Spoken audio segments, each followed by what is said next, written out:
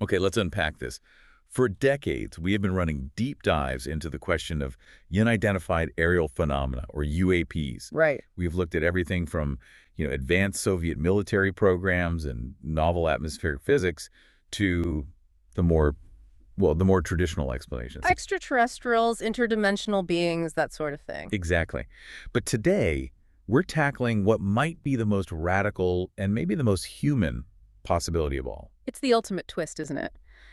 The premise we're diving into is the time traveler hypothesis, or TT8. And what's the core idea? The proposal is that these advanced, often baffling crafts, the ones seen executing impossible maneuvers in our skies, they're piloted not by entities from distant star systems, but by humans who have traveled back in time from our own far-flung future. It sounds like a premise straight out of Hollywood. Oh, absolutely. And it's earned a set of nicknames that really reflect that drama.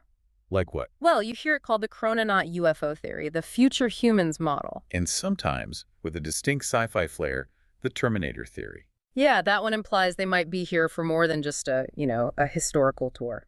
And as the hypothesis has gained a bit more traction, we're seeing more formal, almost academic terms for it. That's right.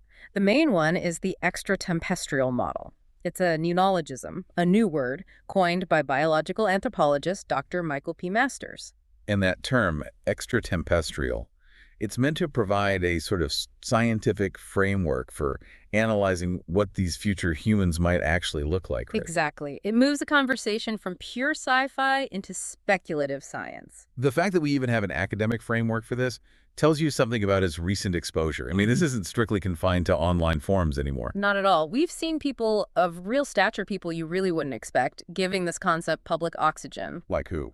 Well, consider retired NASA aerospace engineer Larry Lemke. He openly discussed the hypothesis. And then you have Wisconsin Congressman Mike Gallagher suggesting publicly that UAPs could be us from the future. And maybe the biggest mainstream exposure came from filmmaker Steven Spielberg. Huge exposure. He openly speculated on it, asking the question, what if it's us 500,000 years in the future? That kind of high-profile mention, it just elevates the conversation immediately, doesn't it? It moves it past just the fringe. It does. But before we get too excited about our time-traveling descendants, we need a reality check. Okay, so what is the current status of the time traveler hypothesis in, say, academic circles? The status is pretty clear. Despite that high-profile exposure, the TTH is considered extremely implausible by mainstream scholars. And even within the traditional UFO community. Even there, where you'd think they'd be open to wild ideas, this specific hypothesis is regarded as unorthodox. Why is that? Most traditional theorists just find the mechanisms of time travel too difficult to support. They prefer the extraterrestrial or interdimensional explanations. They're, in a way, easier to swallow. So our mission today is ambitious. We need to figure out the path this highly specific, unorthodox theory took to arrive in our modern conversation. Right. We're going to unpack the historical threads, how the concepts of time travel and future human evolution sort of merged together over time. And then we'll examine the powerful scientific paradoxes inherent in the extraterrestrial hypothesis.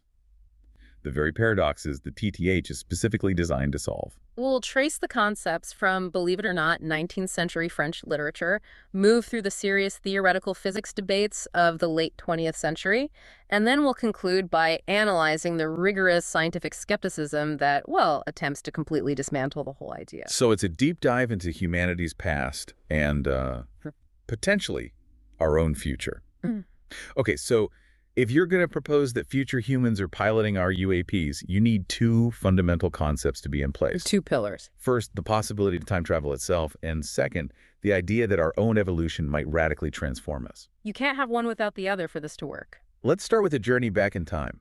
It's surprising, but the idea didn't really appear in literature until relatively recently. That's right. I mean, prophecy and looking forward is ancient, but the modern, mechanized notion of time travel from the future to the past, that's thought to have first appeared in published literature in 1861. A pivotal moment.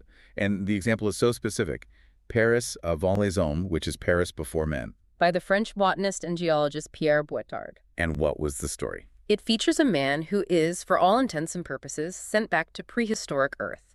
There, he interacts with an ape-like ancestor. So right from the very beginning, the first instance, it connects time travel with our own evolutionary past. It does. What makes it so crucial is that connection. It wasn't just a gimmick, it was a device for self-discovery through time. This theme continued, right? Yeah, right. Just over 20 years later, in 1887, another French author, Camille Flammarion, wrote a novel called Lumen. And Lumen took the idea even further. It featured an alien soul traveling through different worlds and historical periods. So the literary foundation, it solidified really quickly.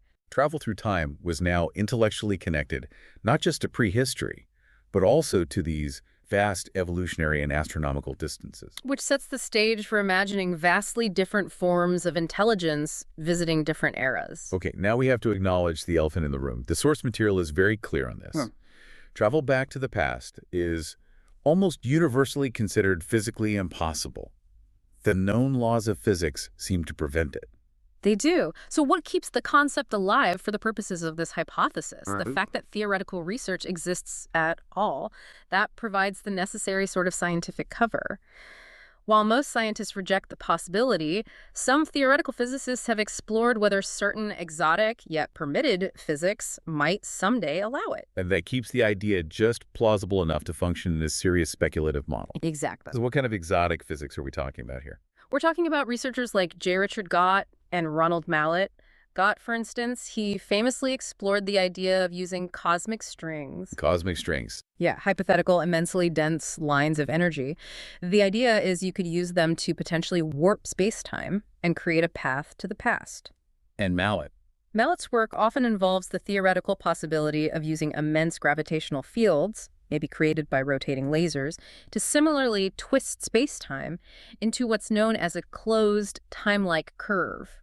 So the key takeaway for the TTH is that if you have sufficiently advanced physics way beyond ours, the concept isn't strictly ruled out in all theoretical models. Precisely. That's the foundation for the mechanism. But the crucial second pillar of the TTH is the identity of the traveler. If they are from the future, they won't be like us. Not at all. And this is where H.G. Wells comes in, linking time travel directly to speculative evolution. Or Time Machine. Wells' 1888 novella. It's the crucial foundational work.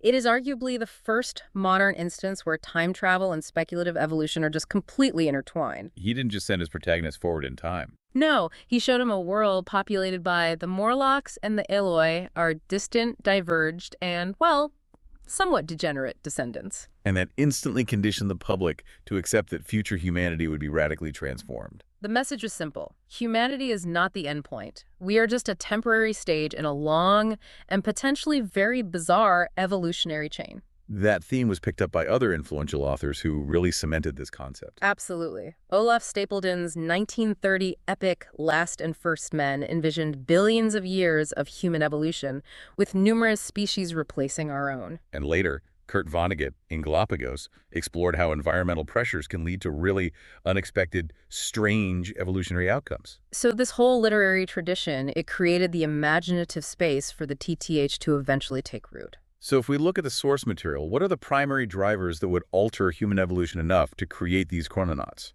The sources identify several powerful interacting forces. One is the inevitable influence of climate change, which could force radical adaptation. Leading to specialized, maybe non-surface dwelling populations. Potentially. And then there's the big technological leap. The singularity. Precisely. The technological singularity is mentioned. For you listening, the singularity refers to that hypothetical point in time when technological growth becomes uncontrollable and irreversible. Resulting in just unfathomable changes to human civilization and, crucially, to our biology. Right. If we merge with AI or just rely entirely on advanced technology for survival, our biological needs and pressures change drastically. Which leads directly into this third category. Transhuman and posthuman scenarios. What do those terms imply? Transhumanism often refers to using technology like genetic enhancement and cybernetics to overcome our biological limitations, to become more than human. And posthuman. Posthuman is the next stage, where evolution, whether it's biological or technological, has moved us so far beyond our current form that we might be unrecognizable. Factors like deep space travel could also contribute to this, right? Requiring radical biological modification. For sure. The time traveler hypothesis basically posits that the UAP pilots are simply us after all these massive technological and environmental shifts have run their course. To understand why the time traveler hypothesis gained any traction, we have to briefly anchor ourselves back in the origins of modern UAP phenomena. We're talking about the modern UFO era, which really begins in the summer of 1947. With the Kenneth Arnold sighting. Right. He described what he saw as objects moving like saucers skipping over water. This sighting became national news almost overnight, and it sparked an immediate and widespread public frenzy. And the initial explanations were pretty pragmatic. Yeah. Secret U.S. or Soviet aircraft, misidentification, maybe mass hysteria. But within a few years, the extraterrestrial hypothesis, ETH, the idea that these were spacecraft piloted by aliens from other planets, became the dominant fringe explanation. It did. The problem is, as the decades passed and the abduction and close encounter reports piled up, the ETH ran into a massive, persistent, logical contradiction, didn't it? A huge one, a contradiction that the TIFF perfectly resolves. It's the whole reason for the TT-8's existence, in a way. It's a deliberate attempt to solve the most significant evolutionary paradox of the ETH. Which is? Why do alleged aliens in abduction folklore and close encounters consistently look human or, at the very least, humanoid? It's a great question. If life evolved on a planet with entirely different gravity, atmosphere, biochemistry, the chance of it ending up as a bipedal creature with 2 eyes, 2 arms, and a head on top should be impossibly low. Statistically 0, really. And this is where mainstream evolutionary biology actively pushed back. The scientific world recognized this flaw very early on. Let's talk about the influential work of George Gaylord Simpson. Simpson, a highly respected paleontologist, published a seminal article in 1964 called The Non-Prevalence of Humanoids. And what was his argument? He made a very strong case that the sheer contingency of life on Earth makes it wildly improbable for ET life to evolve at all. And even if it did, the likelihood that it would follow the exact same path that led to humanoid characteristics is, well, it's statistically negligible. He argued that convergent evolution might produce analogous functions, like wings or eyes. Right, but not the entire suite of highly specific human features. And this skepticism was shared broadly among biologists at the time. It provided a solid scientific foundation for dismissing the whole humanoid alien idea. And this critique has persisted. Absolutely. Simpson's arguments were later cited and deeply analyzed in the 2014 NASA essay collection, Archaeology, Anthropology, and Interstellar Communication. Which also referenced similar views from other biologists. Yes, like evolutionary biologist Theodosius Dobzhansky, who also argued against the plausibility of humanoid extraterrestrial life evolving independently. This brings us to the famous and perhaps most potent thought experiment in modern biology, Stephen Jay Gould's rewind the tape argument. Yes. It essentially dismantles the idea of the humanoid alien. So how does it work? Gould's argument centers on the idea of contingency. He suggested that if we could metaphorically rewind the tape of life back to the Precambrian era and then let it play again, the subsequent evolutionary outcome would be radically different. The whole chain of random events, asteroid impacts, climate shifts, specific genetic mutations that led to us is so unique and improbable that we are fundamentally an accident. Exactly. So if we're an accident, then the idea that evolution is somehow programmed or aiming to create a human-like form, what biologists call human-oriented teleonomy, is scientifically false. Precisely. If there's no inherent directionality, then the chances of 2 different planetary environments producing creatures that look similar enough to be described as humanoid is mathematically 0. Gould's work really solidified the biological consensus. If intelligent life exists elsewhere, it will look truly, well, alien. It would. So this sets the stage for the TT-8. Because if the classic gray alien, the large-headed, slender, large-eyed figure, is evolutionarily implausible if it comes from Zeta Reticuli, then the only remaining option for its humanoid shape is a connection to Earth. and that's the logical bridge the TT crosses. It is.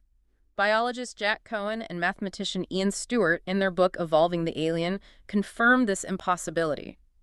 They asserted that extraterrestrials from a truly alien world just couldn't have evolved a physiology so similar to ours. The time traveler hypothesis sidesteps this evolutionary problem entirely. It does. It just argues they look like us because they are us, just evolved.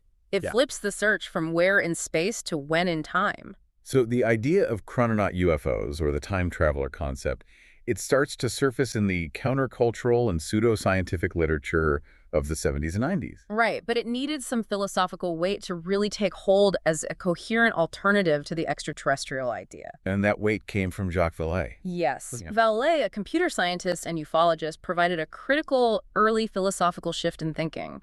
He really opened the door to temporal and dimensional explanations. And this was in his 1975 book, The Invisible College. He had this crucial insight. He argued that if our understanding of space-time is incomplete, if time and space are more complex than we assume, then trying to ask the geographical question, where do they come from, may be useless. He famously suggested they could come from a place and time. That simple reframing, it legitimized the idea of temporal origin in a way no previous theory had. It's a huge shift, moving the source of the mystery from a physical star system to a temporal era. And we see other specific references following this philosophical lead, connecting the chrononaut idea to older mysteries.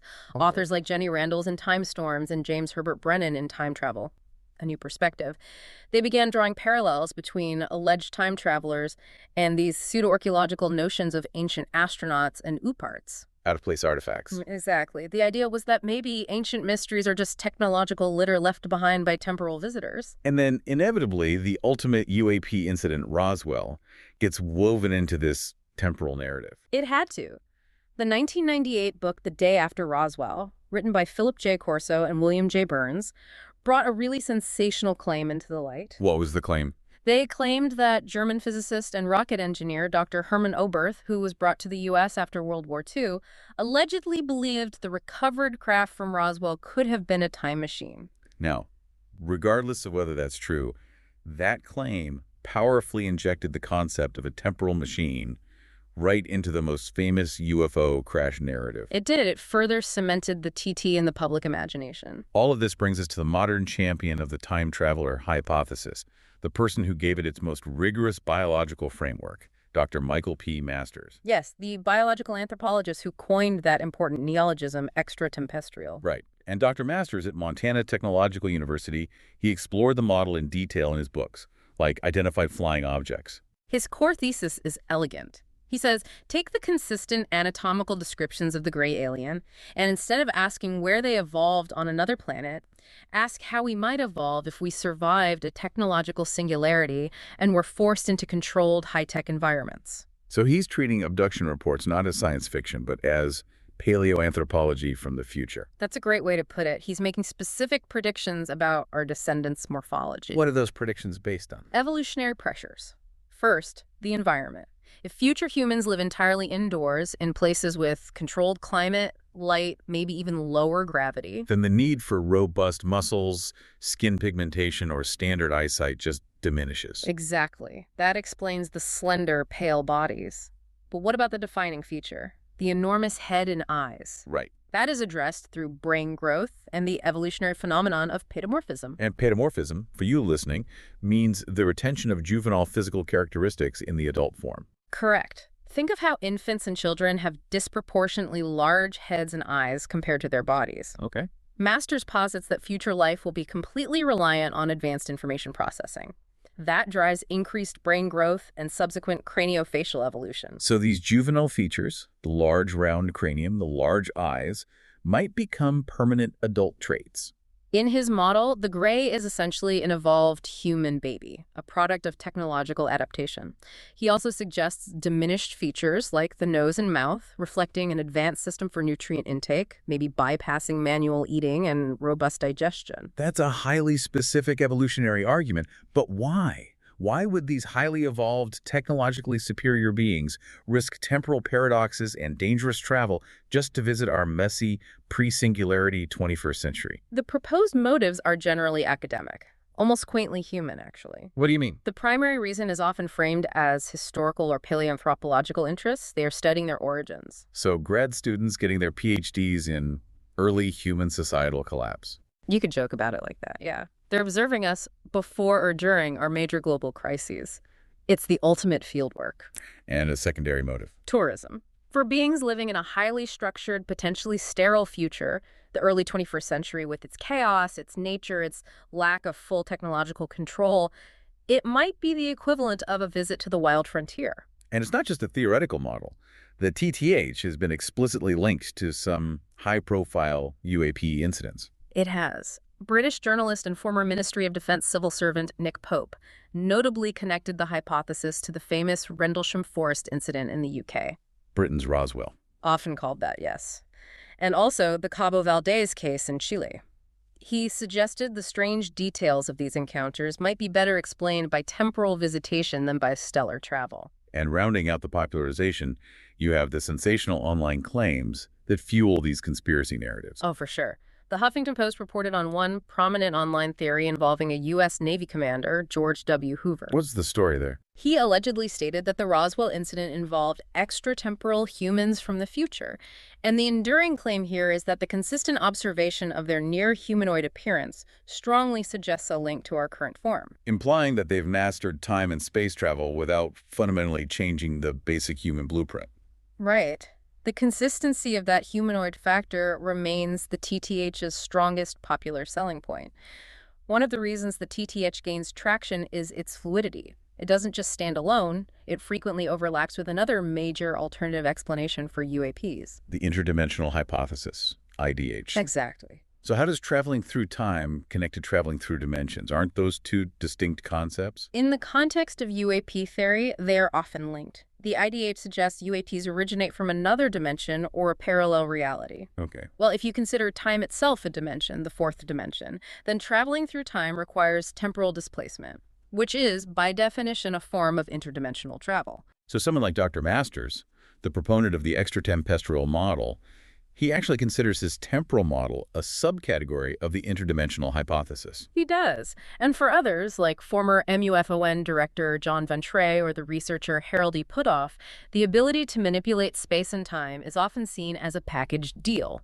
What do you mean? If you have the technology to travel across immense temporal distances, you almost certainly have the ability to manipulate dimensions as well. This solves the spatial travel problem and the temporal paradox problem at the same time. The paradoxes. This is the stickiest part of any time travel theory. It really is. The classic grandfather paradox. You go back in time and accidentally prevent your own birth. The TT needs a robust theoretical framework to avoid causality collapsing. And that leads us to the many worlds interpretation of quantum mechanics, MWI. A scientifically controversial but explored framework. Right. It suggests every possible quantum outcome creates a new branch, resulting in an infinite number of parallel universes. So if the time traveler moves from one parallel universe, their home timeline, to another when they travel backward, they avoid the paradox entirely. So they don't change their past. They just create a new parallel past. Precisely. They travel back in time, but they land in a different dimension or timeline. The original timeline remains intact, and their actions in this new past don't prevent their own existence back home. It's a neat, if mind-bending solution. It allows the TTH to be theoretically viable, provided you accept MWI. Which is a big if, but one that remains within the bounds of physics speculation. The TTH also offers a genuinely intriguing alternative solution to the greatest cosmological puzzle, Fermi's paradox. If the universe is infinite, where is all the obvious extraterrestrial life? Exactly. But the TT flips that, asking, where are the obvious future time travelers? And the TTH suggests that future humans are here. They are the UAPs. Their absence isn't an absence at all. It's just a failure of recognition. They're hiding, or maybe adhering to a strict temporal prime directive, or they're using technology we simply cannot categorize or detect as artificial. And this very idea was entertained by one of the most respected minds in science, Carl Sagan. He was surprisingly open to it. In an interview with Nova on PBS, Sagan gave a huge philosophical nod to the idea. Despite his general skepticism, he pointed out that time travelers might be present but unrecognized. He said we might have other names for them, such as UFOs or ghosts or hobgoblins or fairies. It's a remarkable line. He didn't dismiss the possibility of time travelers based on their absence. He suggested we might just be mislabeling them using our existing categories for the unexplained. His conclusion was key. He didn't believe that the fact we are not obviously being visited by time travelers proves the impossibility of time travel. And that provides immense philosophical encouragement for those who support the TT8. Culturally, this idea has such deep roots. The audience is already primed for the concept. It's a pervasive sci-fi trope. I mean, look at the 1987 novel Sphere by Michael Crichton, later a film. The big revelation is that the mysterious deep-sea alien craft Is actually a ship built by humans from the future that accidentally traveled back in time. Exactly. That plot device brilliantly uses the TT to generate the story's twist. Then there's the 1993 film Official Denial, which uses it directly.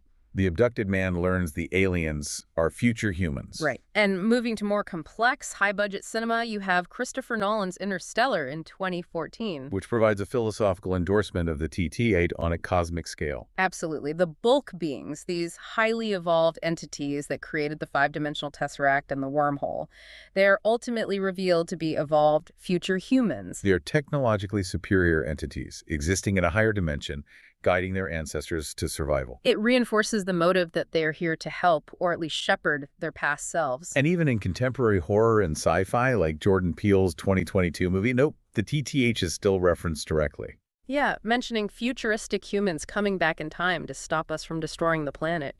The idea is constantly circulating, preparing us for the possibility. Okay, we must now pivot to the rigorous scientific and logical critiques this hypothesis faces. Right. We established early on that the TT is broadly regarded as pseudoscientific. And the criticisms are not minor. They strike at the heart of its foundational assumptions. We have to start with the logical flaws. If the TT-8 offers an elegant solution to the humanoid problem, its reliance on time travel creates an even bigger problem of plausibility. It does. Astrophysicist Neil deGrasse Tyson, for one, has simply dismissed the entire framework as illogic. And that illogic stems from what? A reliance on a chain of unlikely events. Pretty much. UFO skeptic Robert Schieffer criticized the work of Dr. Masters specifically for relying on the belief that time travel is not only possible, but real. So the critique is that you are stacking two massive, unsupported leaps of faith. Exactly. First, that UAPs are artificial craft, and second, that time travel is real and currently being used. Remove the foundation backward time travel, and the entire hypothesis, regardless of how well it explains humanoid appearance, just collapses. This leads to the argument that the entire TTH is unnecessary, even if we grant the possibility of time travel. That's the stance taken by British astronomer and science writer David J. Darling. What's his take? Darling stated that the TT-8, like the extraterrestrial hypothesis, might be equally reasonable in the realm of pure speculation, but it is ultimately highly unlikely and unnecessary. Because his fundamental counterpoint pushes back on the initial evidence itself. Right.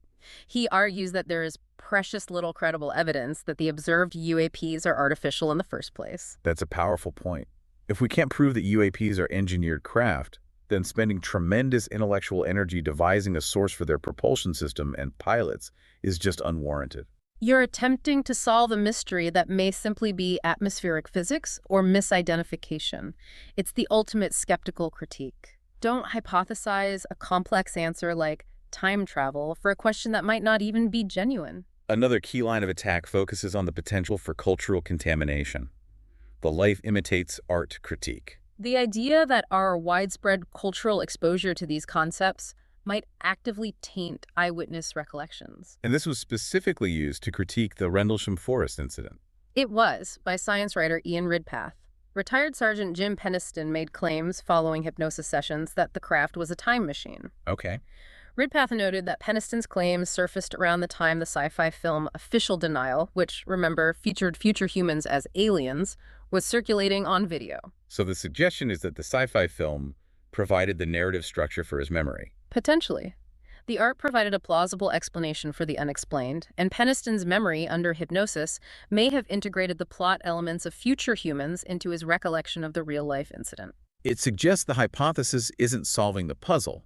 It's creating the evidence through suggestion, a kind of false memory. Exactly. It raises a massive red flag about the purity and reliability of testimony, especially when dealing with phenomena so deeply ingrained in pop culture. Finally, we have to return to the practical physics hurdle.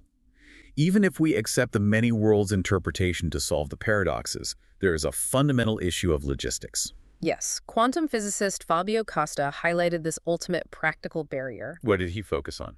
On the necessary existence of the mechanism itself.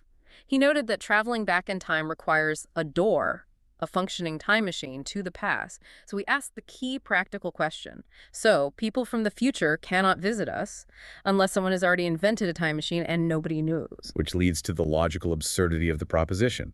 The machine, which has to be advanced enough to manipulate space-time, must exist now in our present.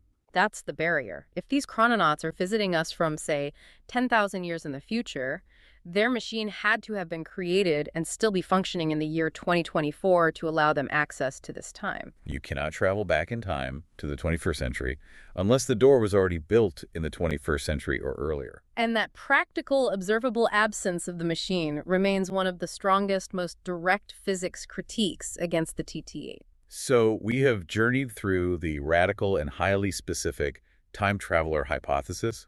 It's a compelling narrative, even if it is widely considered pseudoscientific. It really is, and we've seen that the theory stands on three main conceptual pillars. First, the desire to explain the common reports of humanoid sightings, which elegantly bypasses the evolutionary impossibility of ET humanoids. Second, the theoretical possibility of time travel offered by physicists like Gott and Mallet. And third, the detailed scenarios of future human evolution put forth by authors like Wells and anthropologists like Dr. Masters. What's truly insightful about this model is how it just flips the narrative.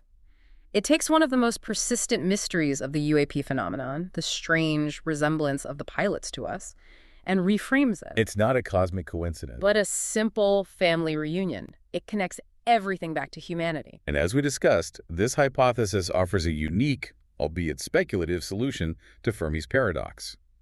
It suggests that the reason we see no evidence of future time travelers is that we simply aren't recognizing them, or they're just too adept at hiding. Which brings us to our final provocative thought for you to chew on.